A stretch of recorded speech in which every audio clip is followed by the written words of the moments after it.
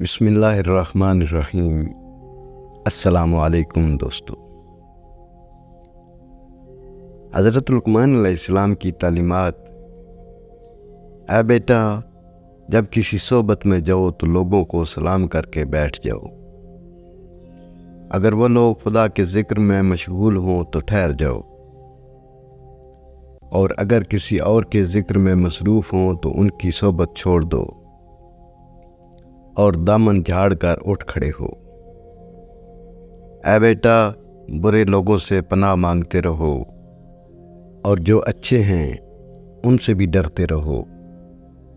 دنیا میں نہ پھنسو اور اپنے دل کو اس میں نہ لگاؤ، کیونکہ تم دنیا کے لیے نہیں پیدا کیے گئے۔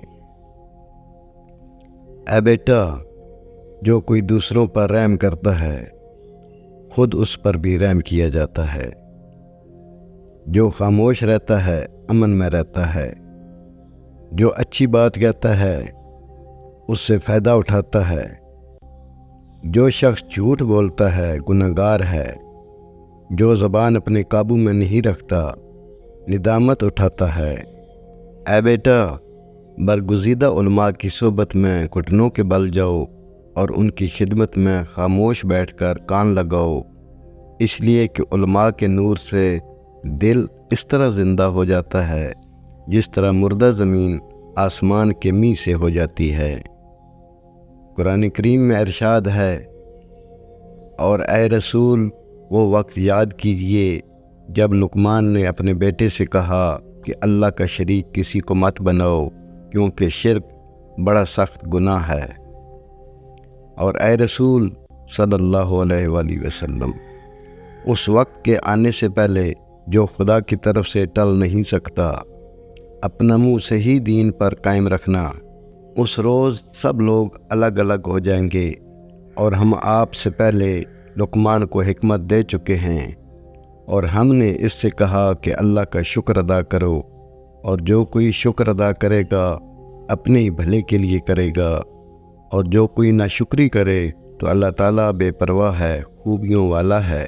اور ہم نے آدمی کو ماں باپ سے اچھا سلوک کرنے کا حکم دیا ہے۔ شکر کا مطلب استعمال ہے۔ حضرت لقمان علیہ السلام کی تعلیمات سے پتہ چلتا ہے کہ اللہ تعالیٰ نے آپ کو علم نبوت سے سرفراز کیا تھا۔ حضرت لقمان علیہ السلام 1000 برس پورے کر کے اس دنیا سے رخصت ہوئے۔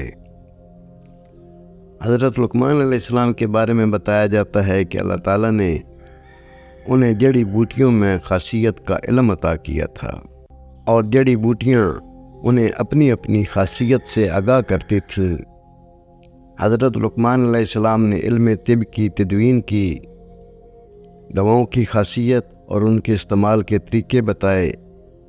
حضرت لقمان علیہ السلام کے قصے سے اس بات کا علم حاصل ہوتا ہے کہ شکر کا مطلب استعمال ہے۔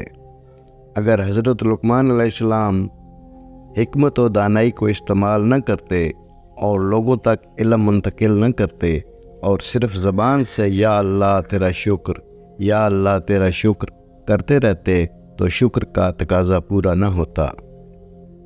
مثال کے طور پر اللہ تعالیٰ آپ کو بہترین لباس عطا فرمائے اور آپ اسے الماری میں سجا کر رکھ دیں، زیب تن نہ کریں تو شکر کا مفہوم پورا نہیں ہوگا۔ لباس کو پہنیں، آرام پائیں، خوش ہوں اور اللہ کا شکر ادا کریں، یہی شکر ہے۔